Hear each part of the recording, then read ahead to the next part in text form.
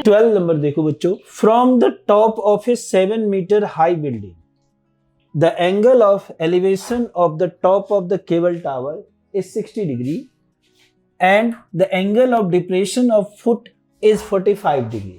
मतलब एक बिल्डिंग है जिसकी हाइट क्या है आपकी 7 मीटर है। देखो ऐसा है, ये मान लिया बिल्डिंग है, इसकी हाइट जो है वो 7 मीटर है, ठीक है। अब यहां से कह रहा है कि the angle of elevation of the top of the cable tower is 60 degree, यानी angle of elevation top of the building, building के टॉप से, बिल्डिंग के टॉप से टावर के टॉप पर, मान लो ये टावर है, टावर का टॉप है, एलिवेशन बन रहा है तो 100% बिल्डिंग से बड़ी टावर होगी, तभी तो बिल्डिंग के टॉप से टावर पे एलिवेशन कहाँ बनता है, ऊपर की तरफ जब हम ऑब्जेक्ट को ऑब्जर्व करते हैं, और डिप्रेशन कहाँ बनता है, नीचे की तरफ। तो 100% बिल्डिंग की हाइट से टावर ज्यादा होगा तभी तो एलिवेशन बनेगा। अब यहां पर ये ऐसे 60 डिग्री का एंगल बनता है, और एलिवेशन बनने के लिए हमें पता है कि हमेशा जो एक हॉरिजॉन्टल लाइन होता है उसी के साथ एंगल ऑफ एलिवेशन बनता है। अब यही टॉप से टावर के बेस पर जो ये हमारा ये 45 डिग्री बनता है, मतलब यहां 45 बनता है जिसे हम एंगल ऑफ डिप्रेशन कहते हैं। तो अल्टरनेट होने की वजह से यहां हम लिख सकते हैं ना, क्या लिख सकते हैं, 45 डिग्री। क्लियर।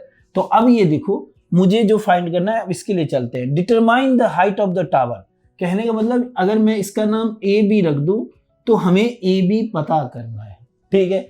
चलिए बाकी जो पॉइंट है उनके नाम रखते हैं सी डी ई, ऐसा रख लेते हैं, ठीक है। डन। देखो पहली चीज तो ये सोचो कि जिस तरीके का कंस्ट्रक्शन हमने बनाया है उसके अकॉर्डिंग ये जो है CE equal to B D होगा, यानी ये भी हमारा 7 मीटर हो जाएगा। क्लियर। तो सिंस ऐसा लिखेंगे CE equals to B D, CE equals to B D, दोनों 7 मीटर हो गया।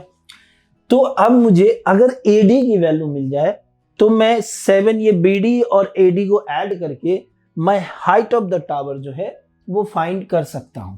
तो कैसे करूंगा, देखिए A B equals to AD plus BD, ठीक है। तो बीडी तो पता है, अब एडी के लिए चलते हैं। एडी में देखो क्या है कि एक भी साइड हमें पता नहीं है, क्योंकि एंगल के साथ कम से कम एटलीस्ट 1 साइड पता होना चाहिए, तभी तो हम अदर साइड पता कर सकते हैं। तो चलो इसके लिए देखते हैं हम क्या करते हैं। जैसे देखिए अगर हम इस ट्रायंगल में जाएं तो बीई पता चल जाएगा, क्योंकि इस ट्रायंगल का एक साइड हमें पता है, तो यहां से हमें बीई पता चल जाएगा।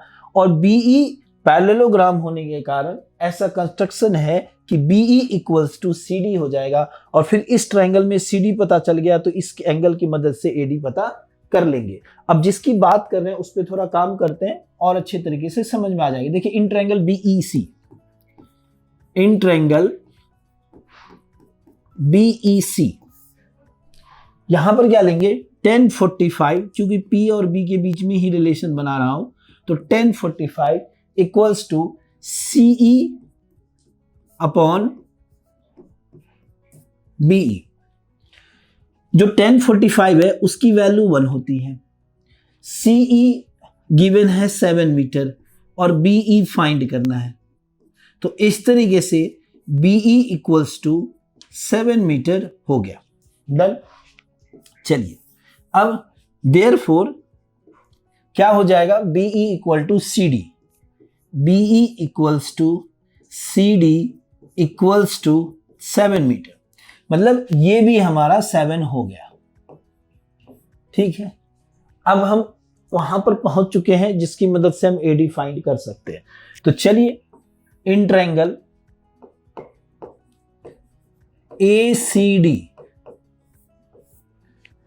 जो पता है वो CD है, इस एंगल के लिए बेस जो पता करना है वो AD है। P दोनों के बीच में फिर से 10 का रिलेशन आएगा, 10 60 degree is equals to AD upon CD। 10 60 की वैल्यू होती है √3, और जो AD है वो फाइंड करना है, और जो CD है वो 7 है। इस तरीके से AD इज इक्वल टू 7√3 हो गया। डन।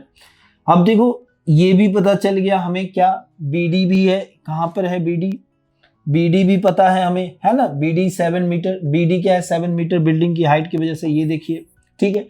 AD भी पता है, तो यहां से हम क्या लिख सकते हैं, AB इज इक्वल्स टू क्या होगा, AD प्लस BD।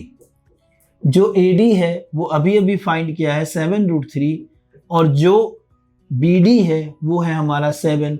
दोनों से 7 कॉमन ले लेंगे, √3 + 1 मीटर। यही हमारा फाइनल आंसर है। ठीक है, डन। देखो बच्चों, एनसीईआरटी के अंदर यहीं पर आंसर छोड़ दिया गया होगा, लेकिन जो रेफरेंस बुक जैसे RD शर्मा वगैरह हैं, √3 की वैल्यू 1.7 रख करके 2 रखते हैं, तो 2 + 1.7 3.7 हो जाता है, और 1 + 1.7 2.7 हो जाता है। उसको 7 से मल्टीप्लाई करके आंसर ले आते हैं। तो ये डिपेंड करता है आपके ऊपर। अगर आप रूट के फॉर्म को सही जगह पर छोड़ना नहीं जानते, जैसे कि अपॉन में छोड़ दिया, तो बेहतर होगा कि आप उसको पॉइंट में चेंज कर दो। ठीक है, डन। चलिए, तो इस तरीके से क्वेश्चन नंबर 12 जो है कंप्लीट हो गया।